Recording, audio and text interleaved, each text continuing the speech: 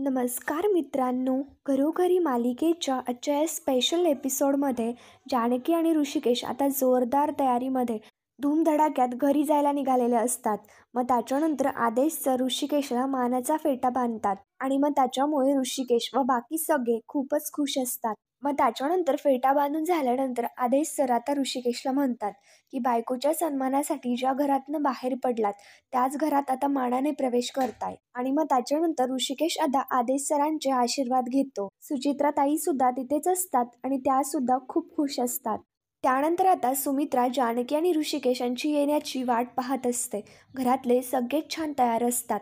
सुमित्रा दाराशी येत म्हणत असते, अजून कसे काय नेले जानकी आणि ऋषिकेश? सौमित्रा तर सुमित्राला शांत करत म्हणतो, अगं येतील ते. घरातली तू पहिली सासू असशील की जी तिच्या सुनेची एवढी आतुरतेने वाट बघतीये. मग त्याच्यानंतर अवंतिका म्हणते, सौमी काही काय रे, आणि तसंही आमच्या आई आहेतच बेस्ट सासूबाई. त्या फक्त वहिनींची नाही तर ऋषिकेश दादांची सुद्धा वाट बघतायत. त्यानंतर आता सुमित्रा म्हणते, बरं मला सांग, गुलाबला सांगून ऋषिकेशच्या आवडीची शेवग्याची खीर केली ना? तर मग अवंतिका म्हणते, हो आई, टेन्शन नका घेऊ, अगदी त्यांना आवडती ना तशीच केलीये. तुम्ही ना सकाळपासून काहीच खाल्लेलं नाहीये, तुम्ही शांतपणे बसा. मग त्याच्यानंतर आता अवंतिका तिकडनं निघून जाते आणि सुमित्राला म्हणतो, तू कालपासनं काहीही खाल्लेले नाहीयेस, हट्ट नको ना करू ग आई, खाऊन घे ना थोडंसं. मग सुमित्रा म्हणते, नाही रे सौमित्र, मी ठरवलंय की जोपर्यंत या घरची लक्ष्मी परत येत नाही ना तोपर्यंत मी काहीच खाणार नाही. मग आता तेवढ्यात तिथे ऐश्वर्या आणि सारंग दोघे येतात, पण मात्र त्यांच्याकडे बोलण्यासाठी तर एक शब्द देखील नसतो. मग त्याच्यानंतर ऐश्वर्या आता सारंगला पुढे करत म्हणते की बोला सारंग. याच्यावरती सारंग लगेच बोलू लागतो की आई, लक्ष्मी म्हणजे? सारंग आता ओरडत म्हणतो की आई, तू कोणाला लक्ष्मी म्हणतेस? लक्ष्मी आणि ती जानकी आहे का?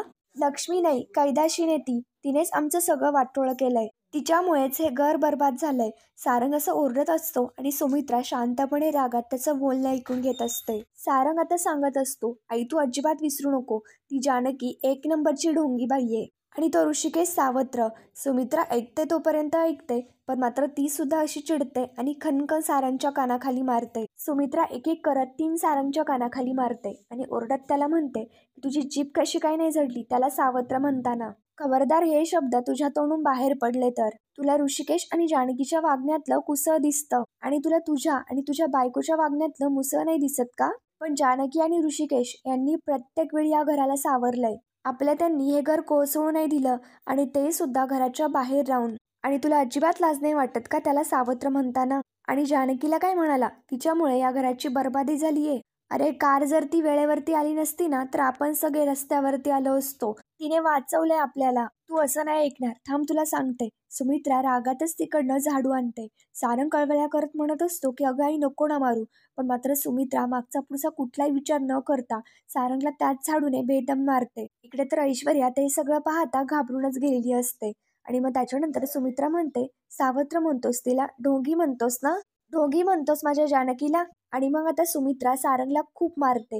हे सगळं पाहता ऐश्वर्या तर तिकडनं पळूनच जाते. तेवढ्यात आता सौमित्रा आणि अवंतिका दोघे आता सुमित्रेला पकडतात, तिला शांत करतात.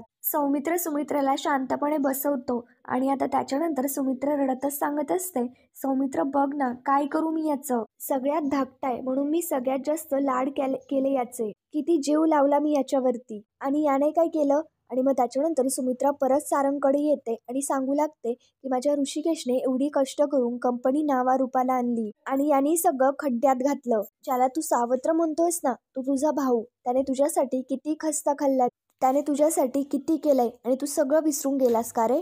तू परमेश्वराचे आभार मान की त्याच्यासारखा भाऊ तुला मिळाला. आणि सुमित्रा सारंगवरती भयंकर चिडलेली असते. त्याच्यावरती सौमित्रा आणि अवंतिका हे दोघेही काहीच बोलत नसतात, शांतपणे फक्त बोलणं ऐकून घेत असतात. त्याच्यानंतर सुमित्रा सांगत असते की रोज त्याचे पाय धुवून ना ते तीर्थ म्हणून पी तू, मग जरा तुझ्या डोक्यामध्ये अक्कल येईल.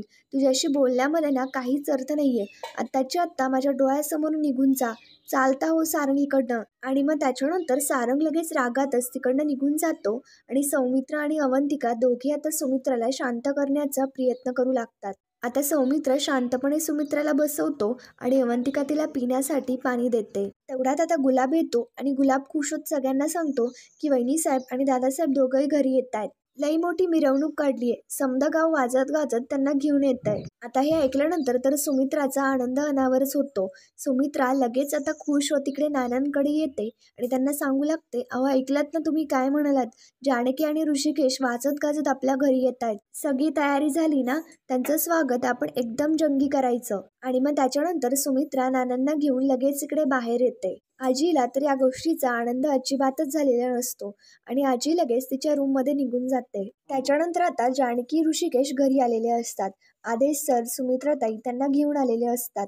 जानकी, ऋषिकेश, ओवी हे तिघेही खूप खुश असतात. मग त्याच्यानंतर त्यांच्या स्वागतासाठी ढोल ताशा, पताका, लेझिम हे सगळं असतं. त्याच्यानंतर सुमित्रा, नाना, अवंतिका, सौमित्र सगळ्यांचा आनंद एकदम अनावर झालेला असतो आणि सगळे जानकी ऋषिकेश येणार म्हटल्यानंतर खूप म्हणजे खूप खुश असतात. त्याच्यानंतर आता सौमित्रचं लक्ष आदेश सरांकडे आणि सुमित्राताईकडे जातं. हे पाहता सौमित्र, अवंतिका तर आणखीनच खुश होतात. त्याच्यानंतर ऐश्वर्या, सारंग दोघे रूम मध्ये असतात. सारंग रडतच इकडे ऐश्वर्याला म्हणतो की माझी आई किती बदलली आहे. लहानपणापासून आतापर्यंत तिने मला कधीच एवढं मारलं नव्हतं आणि आज तिने सगळ्यांसमोर मला मारलं. आणि ऐश्वर्या सुद्धा या गोष्टीमुळे भयंकर चिडलेली असते. मग त्याच्यानंतर ऐश्वर्या म्हणते, नशिबाने तर आधीच आपल्याला फटके दिलेत, उरलेली कसर तुमची आई भरून काढतीये. एवढ्या मोठ्या मुलाला कोणी मारतं का? आणि ते सुद्धा सगळ्यांसमोर. जाऊ दे, मी तरी आता कशाला बोलतीये? आता बोलून काय उपयोग आहे? मी तर म्हणते की तेव्हाच तुम्ही बोलायला हवं होतं. तुम्ही गपकुमान का बसलात? का सहन केलं? मग आता सारंग म्हणतो, मग मी काय माझ्या आईवरती हात उगारायला पाहिजे होता का? काही काय बोलताय तुम्ही? एकतर या घरामध्ये कोणालाच आपली पडली नाहीये. सगळ्यांसाठी आपण ओझं झालोय आणि आज तर सगळ्यांना जानकी आणि ऋषिकेश यांचंच कौतुक वाटतंय. ऐश्वर्या आता म्हणू लागते, कालपर्यंत आईंना आपलं कौतुक वाटायचं आणि आज जानकी ऋषिकेशचा राग यायचा. पण आता हळूहळू सगळं बदलत चाललंय. म्हणजे ज्या आईंना मी एवढ्या मेहनतीने माझ्या बाजूने वळवलं होतं, त्याच आई आज जानकी आणि ऋषिकेशच्या बाजूने आहेत. त्या जानकीमुळे माझी या घरातली सगळी सत्ता, माझा हा रुबाब सगळं पाण्यात जाणार आहे. म्हणजे आता ती महाराणी मोठ्या तोऱ्यात या घरात येणार आणि या घरात आल्यानंतर मी तिची हजी करायची का? आता घराबाहेर असताना मी तिची औकात नेमकं काय हे मी तिला दाखवलं. आता घरात आल्यानंतर सुद्धा मी तिची तीच गत करणार. तिच्या सगळ्या स्वप्नांची मी माती करणार. आणि आता इथे ऐश्वर्याच्या बाजूने फक्त ऐश्वर्या एकटी नसते, तर सारंग सुद्धा असतो. आता मातीवरनं ऐश्वर्याच्या डोक्यामध्ये वेगळाच प्लॅन जमतो. त्यानंतर आता इकडे दुसरीकडे जिजी अक्का, भाभी आत्या दोघी आता फुगडी घालत असतात आणि सगळे ढोलताशांच्या पथकामध्ये नाचत असतात. सगळ्या बायका सगळेच खूप खुश असतात. त्याच्यानंतर सगळे असे नाचतायत गातायत हे पाहता सुमित्राच्या डोळ्याचे आनंद अश्रू तर अनावरच झालेले असतात. ते दृश्य पाहता तिला सुद्धा खूप आनंद झालेला असतो. त्याच्यानंतर जानकी व सगळेच खुश असतात. सगुणा, गावातील बायका, गिरिजा, जिजी अक्का सगळेच जानकी आणि ऋषिकेश यांच्या दोघांचाही मिरवणुकीचा आनंद घेत असतात आणि सगळे खूप नाचत असतात. मग त्याच्यानंतर जानकी सुद्धा धूमधडाक्यात नाचत असते. मग त्याच्यानंतर आता आदेश सर जानकी, ऋषिकेश, ओवी यांच्या तिघांचीही दृष्ट काढतो. आता जानकीच्या डोळ्यामधले आनंद अश्रू तर पूर्णपणे अनावर झालेले असतात. ऋषिकेश आता जानकीला सावरतो, तिचे प्रेमाने डोळे पुसतो आणि तिला प्रेमाने आपल्या मिठीमध्ये घेतो. आता त्याच्यानंतर आता जानकी दाराशी येते. मित्रा लगेच जानकीच्या समोर येते. मग आता इकडे सारंग तर त्या गर्दीमध्ये उभं राहून चोरून चोरून तो सगळा प्रकार पाहत असतो. सगळ्यांच्या समोर जायला सारंगचं तर नाकच नाहीये, कारण सारंगने तर पूर्ण बदनामी केलीये. त्याच्यानंतर जानकी सुमित्राकडे येते. सुमित्रा सुद्धा जानकीला पाहता तिचे आनंद अश्रू अनावर होत असतात आणि ती सुद्धा खूप रडत असते.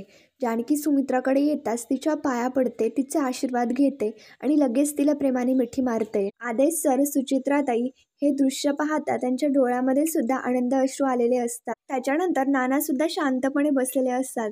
जानकी आता नानांकडे येते, नानांचे आशीर्वाद घेते आणि नानांना सुद्धा आपल्या मिठीमध्ये घेऊन खूप रडत असते. त्याच्यानंतर आता सुमित्रा, आदेश सर, सुचित्राताई त्यांच्या सगळ्यांनाच नमस्कार करते आणि ओवीकडे येऊन तिला सुद्धा प्रेमाने आपल्या मिठीमध्ये घेते. ऋषिकेश मात्र शांतपणे तो सगळा प्रकार पाहत असतो. ओवी सुद्धा नानांकडे येते, त्यांच्या पाया पडते आणि त्यांच्या प्रेमाने जवळ येते. मग त्याच्यानंतर जानकी अवंतिकाकडे येते आणि अवंतिका रडत असते, त्याच्यामुळे जानकी प्रेमाने तिला मिठी मारते आणि तिचे डोळे देखील पुसते. त्याच्यानंतर आता सुमित्रा ऋषिकेशच्या जवळ येते, प्रेमाने त्याच्या गालावरनं हात फिरवते आणि हे सगळं पाहता ऋषिकेश तर शांतच असतो, पण मात्र ऋषिकेशला हे पाहता इमोशनल मात्र नक्कीच होतो. त्यानंतर आता इकडे दुसरीकडे आजी आणि ऐश्वर्या दोघी एका बाजूला आलेले असतात. ऐश्वर्याने आजीला बोलवून घेतलेलं असतं. आजी ऐश्वर्याला विचारते, मिरवणूक सोडून तू मला इथे कशाला घेऊन आलीस? ऐश्वर्या आता म्हणते, आजी काय हो, ती काय गणपतीची मिरवणूक आहे का? त्याच्यानंतर ऐश्वर्याच्या हातामध्ये 2 पिशव्या असतात. ऐश्वर्या त्या पिशव्या आजीकडे देते. आजी विचारते, हा काय गुलाल आहे का? याच्यावरती आता ऐश्वर्या सांगते की नाही हो, ही माती आहे.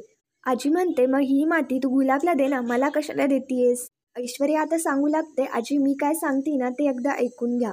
जानकी आणि ऋषिकेश दोघेही मोठ्या तोरामध्ये घरामध्ये येणार आहेत ना, मग आता या मातीच्या पिशव्या घेऊन तुम्हाला वरती जायचंय. वर म्हणजे तुम्हाला गच्चीवरती जायचंय. आणि जेव्हा जानकी ऋषिकेश येतील ना, तेव्हा ही मातीची पिशवी त्यांच्या डोक्यावरती उलटी करायची. आजी आता म्हणू लागते, हे राहू दे माती तुझ्याकडंच, मला ना तुझ्या नादी नाही लागायचं.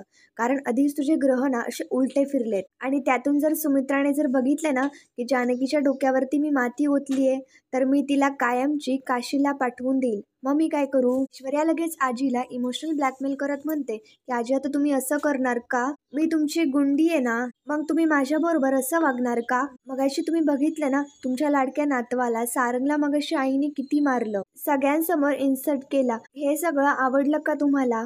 मग हे सगळं कोणामुळे झालंय? तर जानकी आणि ऋषिकेशमुळे झालंय. आजी जर ही लोक परत आपल्या घरामध्ये आली ना, तर आपल्याला माज दाखवतील हा. आणि हे सगळं तुम्हाला हवंय का? त्याच्यामुळे आता तुम्हाला हे काम तर करावंच लागेल. मग आता जाल ना तुम्ही पिशव्या घेऊन? मग त्याच्यानंतर आता आजी विचारते, तू का नाही जात ग वरती? पण मात्र ऐश्वर्या लगेच नाटकं करत म्हणते की आजी माझी पाठ दुखतीये ना, मग मला डॉक्टरनी सांगितलंय की सीड्या नाही चढायच्या, मग त्याच्यामुळे मी नाही जात. आणि मग तुमच्या गोंडीला त्रास होईल ना, त्याच्यामुळे जा तुम्ही बिंदास, तुम्हाला कोणीच नाही पाहणार. ऐश्वर्या बरोबर आजीला कटवते आणि तिला म्हणते, तुम्हाला फक्त एवढंच करायचंय की जानकी दिसली की पिशवी उलटी करायची. ऐश्वर्या आता हे काम आजीला सांगते. आजी आता तिकडनं निघून जाते आणि ऐश्वर्या स्वतःशी विचार करत म्हणते, आता तू बघतच राहा जानकी, तुझ्या डोक्यावरती माती टाकून बघ तुझी कशी फजिती करते ते. इकडे दुसरीकडे सुमित्रा आता जानकीला म्हणते की जानकी, एवढ्या तोलामोलाची माणसं तुझ्यामुळे आपल्याकडे आली. आणि सगळ्यात महत्वाचं म्हणजे माझा ऋषिकेश माझ्या घरी परत आला. पण मात्र ऐश्वर्या आणि सारंग हे दोघेही गर्दीत उभं राहून तो सगळा तमाशा पाहत असतात. सौमित्रा आणि अवंतिका ते दोघेही तिथेच असतात. सुमित्रा सांगत असते की तू त्याला परत घेऊन आलीस. त्याच्यानंतर आजी इकडे गच्चीवरती आलेली असते. आणि मग त्याच्यानंतर सुमित्रा म्हणते की जानकी, तू मला दिलेलं वचन पाळलं. खरं तर वनवासातून राम आणि सीता परत आले तेव्हा त्या सुमित्रेला जे वाटलं असेल ना, तेच मला वाटतंय. त्याच्यानंतर आता सुमित्रा ऋषिकेश समोर हात जोडत म्हणते की ऋषिकेश, मला माफ कर, माझं चुकलं, खरंच मला माफ कर. एवढं सगळं होऊन सुद्धा तू घरी आलास, हा तुझ्या मनाचा मोठेपणा आहे. मग त्याच्यानंतर ऋषिकेश सुमित्रासमोर हात जोडत म्हणतो की प्लीज तुम्ही नका माफी मागू. चूक फक्त एवढीच झाली की तुम्ही चुकीच्या लोकांवरती विश्वास ठेवला. खरं तर माफी त्यांनी मागायला हवी. मग त्याच्यानंतर सुमित्रा म्हणते, तू अगदी खरं बोललास. मग त्याच्यानंतर सुमित्रा सारंगला शोधते आणि लगेच त्याला आवाज देते. आजी तर वरून सगळं पाहत असते, कारण आजीला जानकी आणि ऋषिकेश यांच्या दोघांच्याही डोक्यावरती ऐन वेळेला माती टाकायची असते. त्याच्यामुळे ती वाटच पाहून असते. सारंग ऐश्वर्या सुमित्राच्या समोर येतात. सुमित्रा सारंगला म्हणते की चल आधी यांची माफी माग. सारंग आता म्हणतो, आई मी माफी नाही मागणार. तर मग सुमित्रा म्हणते, तुला एकदा सांगितलं ना माफी माग, मग माफी माग. पण मात्र त्याच्यानंतर ऐश्वर्या म्हणते, आई तुम्ही यांना का ओरडताय? हे बघा, आम्ही कोणाची दिशाभूल केलेली नाहीये आणि आम्ही कोणाचंही चुकीचं केलेलं नाहीये. जानकी लगेच ऐश्वर्याच्या समोर येते आणि तिला म्हणू लागते की चुका काढायला अख्खं आयुष्य पडलंय आणि त्याच्याचसाठी मी इथे आलीये. म्हटलं होतं ना मी तुला, माझ्या नवऱ्यासह, माझ्या मुलीसह वाचत गाजत पुन्हा या घरात गृहप्रवेश करेल. त्याच्यानंतर जानकीला लगेच बोलणं आठवतं. म्हणजे जानकी मागे ऐश्वर्याला म्हणाली होती की तू माझे ढिंडोळे काढलेस आणि नेसत्या वस्त्रासह लंकेची पार्वती करून तू मला घराबाहेर काढलंस. या खोट्या नाण्याला लागलेल्या माझ्या सौभाग्याची शपथ, ज्या घरातून मला बाहेर काढलंय त्याच घरात माझ्या पतीसह, माझ्या मुलीसह ताठ मानेने वाजत गाजत पुन्हा त्या घरात नाही आले ना, तर मी नावाची जानकी नाही. ऐश्वर्याला आता ते जानकीचं बोलणं आठवतं. जानकी आता म्हणते की मी केलाय माझा शब्द पूर्ण, आता तरी स्वतःचा अहंकार सोड. बघ जरा, अख्खं गाव आमच्या पाठीशी आहे.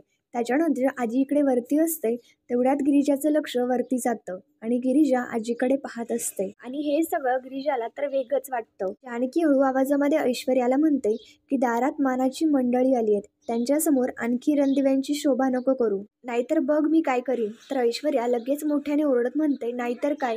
बघा सारंग, ही आपल्याला धमकी देते आणि आपण हिची माफी मागायची. पण सारंग मी सांगते, ही घर तोडायला आली आहे, जोडायला नाही. पण मी माझ्या शेवटच्या श्वासापर्यंत लढत राहीन. आणि ऐश्वर्याचं हे बोलणं पाहता सारंग सुद्धा लगेच नंदी बैलासारखी मान हलवतो. पण मात्र ऐश्वर्याचं हे बोलणं पाहता तर सगळ्यांनाच हसायला येतं. त्याच्यानंतर गिरिजा आता आजीला पाहता विचार करते की वरती नेमकं कोण आहे. नक्कीच काहीतरी गडबड आहे. आणि मग त्याच्यानंतर गिरिजा लगेच इकडे वरती येते. इकडे दुसरीकडे आजी आता वरची असते आणि विचार करत असते की ऐश्वर्याला नुसतीच मला कामाला लावते. माती टाकायला सांगितली, कधी टाकायची हे कोण सांगणार. ही जानकी सरळ रेषेमध्ये उभी राहील ना, माती नक्की तिच्या अंगावरती पडेल ना, की मीच तोंडावरती पडायची. त्याच्यानंतर आजी आता माती टाकायला लागलेली असते. पण मात्र तेवढ्यात लगेच तिथे गिरिजा आजीकडे येते आणि आजीला विचारते, काय हो आजी, सगळे दाराशी उभे आहेत आणि तुम्ही इथे वरती काय करताय. आजी म्हणते, हो ना, गर्दीत नको म्हटलं, वरून मिरवणूक छान दिसते म्हणून जरा वरून बघावं. गिरिजा आता विचारते, ठीक आहे, पण हातात काय तुमच्या. त्याच्यानंतर गिरिजा विचारत असते की हातामध्ये काय. मग आजी आता एक हात दाखवते आणि गिरिजाला सांगते, या हातामध्ये काहीच नाहीये. दुसऱ्या हातामध्ये ती मातीची पिशवी घेते आणि तो हात दाखवत म्हणते की या हातामध्ये सुद्धा काहीच नाहीये. पण मात्र गिरिजाला ही गोष्ट समजलेली असते की नक्कीच काहीतरी गडबड आहे. मग त्याच्यानंतर आजी आता म्हणत असते, बघ ना खाली किती गर्दी आहे. इकडे दुसरीकडे ऐश्वर्या जानकीला सांगत असते, माफी जर मागायची असेल ना, तर मी माझ्या आईंची माफी मागेल. मला माहिती आहे की हे घर वाचवण्यासाठी आम्ही दोघांनी खूप टोकाचं पाऊल उचललं. अक्षरशः आम्ही स्वतःला गहाण टाकलं. पण त्या गोष्टीचा काही उपयोगच नाही झाला. पण आमच्या आईंना खूप मनस्ताप झाला. इकडे गिरिजा तर आजीच्या जवळच असते आणि आजी आता विचार करत असते की ही बया इथे असताना मी माती कशी टाकू खाली. इकडे दुसरीकडे ऐश्वर्या आता म्हणते, माफी जर मागायचीच असेल ना, तर मी आमच्या आईंची माफी मागते, पण बाकी कोणाची माफी नाही मागणार. आणि जानकीकडे वाकडे डोळे करून बघत असते. जानकी आता पुढे बोलायला लागते. पण मात्र ऋषिकेश लगेच जानकीला थांबवतो आणि तिला शांत करतो. आता जानकी ऐश्वर्याच्या बाजूला असते. मग आजीने जानकीच्या डोक्यावरती माती ओतायची म्हणून पिशवी धरलेली असते. पण मात्र तेवढ्यात ती पिशवी चुकून आता आईच्या हातातून निसटते. जानकी तिकडनं ऋषिकेशकडे निघून जाते आणि शेवटी ती माती ऐश्वर्या सारंग यांच्या अंगावरतीच पडते. सारंग आणि ऐश्वर्या यांच्या अंगावरती सगळी माती झालेली असते आणि ते सगळं पाहतात सगळे मोठ्या मोठ्याने हसायला लागतात. मग त्याच्यानंतर सगळे वरती पाहतात आणि विचारू लागतात की कोण आहे वरती. आणि त्याच्यानंतर आजी वरती दिसते. सुमित्रा विचारते, काय ग आई, काय झालं. आजी आता सांगू लागते, मी आपलं ते वाळवण टाकायला आले होते. आणि मग आता सगळेच आजीकडे पाहत असतात. मग आता सारंग आणि ऐश्वर्या हे दोघेही भयंकर चिडलेले असतात. इकडे गिरिजा लगेच आजीला म्हणते, अहो तुम्ही काही काय बोलताय. आजी तुम्ही अजिबात खोटं बोलू नका. आणि गिरिजा लगेच सगळ्यांना सांगते की या इथे थांबून मातीची पिशवी घेऊन काहीतरी करत होत्या. इकडे वरती सगळे आता आजीकडे बघत असतात. आजीला आता काय बोलावं काय नको बोलावं काहीच समजत नसतं. आजी आता सांगते, मी कुंडीत माती टाकत होते आणि चुकून खाली पडली आणि चुकून ती पिशवी सटकली आणि माती अशी अंगावरती पडली. सारंग ऐश्वर्याला तर सगळेच खूप हसत असतात. आजीला असं वाटतं की ती माती जानकीच्या अंगावरतीच सांडली. आजी आता जानकीला सॉरी सॉरी म्हणत असते. तर जानकी म्हणते, नाही हो आजी, मी सेफ आहे, मला काहीच झालेलं नाहीये, जरा तुमच्या गुंडीकडे वळून बघा. आजी आता पाहते की जानकी सुखरूप आहे. आणि मग ही काळुंद्री कोण आहे. आजी पाहते तर ती ऐश्वर्या असते. आजी आता तोंडालाच हात मारून घेते. आजी आता विचार करू लागते की गुंडीवरती माती पडली, आता माझं काही खरं नाहीये. त्याच्यानंतर जानकी आता लगेच ऐश्वर्याला म्हणते, पाहिलं का ऐश्वर्या, चांगलं केलं तर मिळतात फुलं आणि वाईट केलं तर मिळते ही अशी माती. ऐश्वर्या सारंग यांच्या दोघांवरती सगळेच हसत असतात. जिजी अक्का आता ऐश्वर्याला म्हणते की शेवटी विजय सत्याचाच होतो. आणि लगेच ऐश्वर्या तोऱ्यात आणि रागातच तिकडनं निघून जाते. सुमित्रा जानकीला म्हणते की आजचा दिवस ऋषिकेश जानकीचा आहे. एवढं सगळं होऊन सुद्धा माझ्या जानकीने कधी रणदिवे घराची साथ नाही सोडली. मनातला सगळा कडवटपणा दूर सारून कायम या घराच्या मदतीसाठी धावत राहिलीस. खरंच जानकी, तू मनाने खरंच खूप मोठी आहेस. ऋषिकेश चल, आत्ताच्या आत्ता जानकीला घेऊन घरात ये. आता जानकी येऊ लागते. ऋषिकेश लगेच तिचा हात पकडतो आणि तिला थांबवत म्हणतो की नाही, ज्या घरातनं माझ्या बायकोचा अपमान करून तिला बाहेर काढलं होतं, त्याच घरात त्या बायकोला मी मानानं परत घेऊन येतोय. तर आता असं नाही जायचं, घरात जायचं तर शानसे जायचं बायको. आणि त्याच्यानंतर ऋषिकेश लगेच जानकीला उचलून घेतो. हे सगळं पाहताच सगळेच खूप खुश असतात. त्याच्यानंतर आदेश सर ओवीला म्हणतात, ओवी ते म्हणतात ना की सच्चे का बोलबाला, आणि ओवी लगेच पुढे म्हणते, आणि झुटे का मुंह काला. त्याच्यानंतर सगळेच लगेच ढोल ताशा वाजवू लागतात आणि ऋषिकेश जानकीला घरामध्ये घेऊन येऊ लागतो. त्याच्यानंतर इकडे शेतकरी लोक लगेच त्यांच्या बायकांना उचलून घेतात आणि ऋषिकेशच्या मागे सगळेच असतात. ऋषिकेश इकडे जानकीला घरामध्ये घेऊन येत असतो. तर मित्रांनो, पुढील भागामध्ये आपण पाहणार आहोत, जेव्हा जानकी दारात असते तेव्हा जानकीला उखाणा घ्यायला लावला जातो. जानकी आता उखाणा घेते की आनंदाच्या झाडाला सुखाची फुलं. घरच्या अंगणामध्ये अधीर झाली पावलं आणि ऋषिकेश बरोबर पुन्हा एकदा गृहप्रवेश करते रणदिव्यांची थोरली सून आणि जानकी घरामध्ये गृहप्रवेश करते. इकडे ऐश्वर्या आता तिचं थोबाड काळा घेऊन आरशासमोर असते आणि म्हणत असते की जानकी थोडे दिवस थांब, तू या घरामध्ये आलीस ना, तुला स्वतः पश्चाताप होईल. इकडे जानकी ऋषिकेशच्या रूममध्ये आता अवंतिका आणि सौमित्र राहत असतात. तर ते दोघं गेस्ट रूममध्ये राहायला जातात. तर मग अवंतिका म्हणते, नाही वहिनी, जे जिथं जातं ते शेवटी तिथेच जातं. आता रूममधनं बाहेर जाणार तर ते ऐश्वर्या आणि सारंगच. तर मित्रांनो, पुढील भागांच्या डेली अपडेट्ससाठी आमच्या शिव मराठी या चॅनलला लगेच सबस्क्राईब करा. थँक्यू.